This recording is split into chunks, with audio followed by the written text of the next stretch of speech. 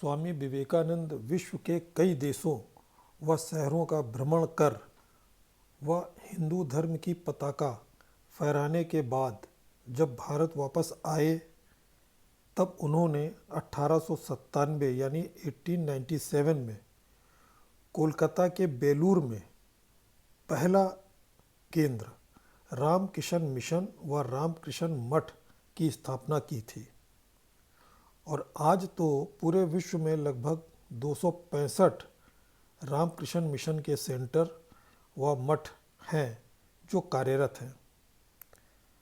स्वामी विवेकानंद जी ने अपने 4 वर्षों के विदेश भ्रमण में कई देशों के कई शहरों में अपने व्याख्यानों के द्वारा लोगों को प्रेम व सत्यता का पाठ पढ़ाया।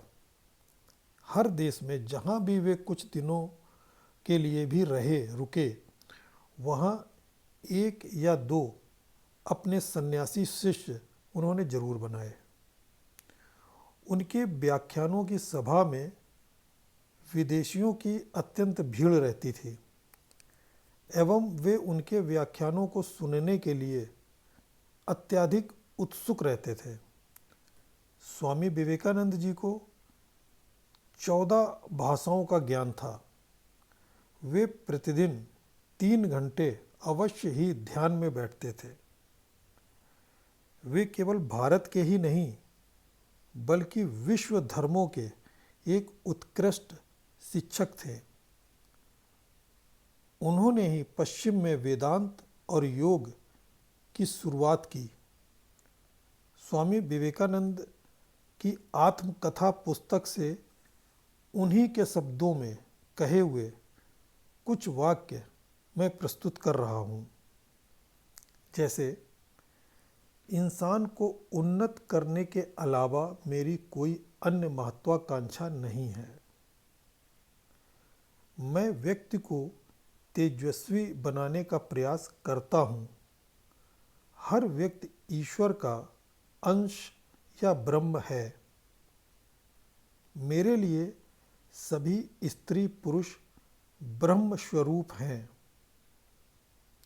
इंसान को भगवान कहकर उसे प्यार करना कितने आनंद की बात है। परोपकार ही जीवन है।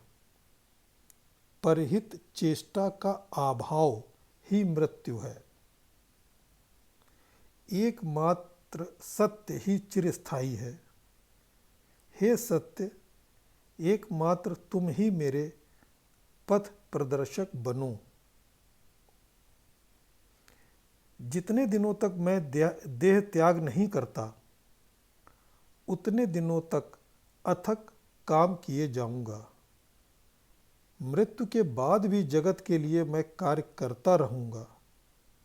ऐसे अनेकों अनेक उनके कहे हुए वाक्य उनकी पुस्तकों में अंकित है। स्वामी विवेकानंद जी का जन्म 12 जनवरी 1863 को कोलकाता में हुआ था। उनकी जन्म तिथि 12 जनवरी को हम सब राष्ट्रीय युवा दिवस के रूप में मनाते हैं। इनके पिताजी श्री विश्वनाथ दत्त कोलकाता हाई कोर्ट के एक बड़े वकील थे। स्वामी विवेकानंद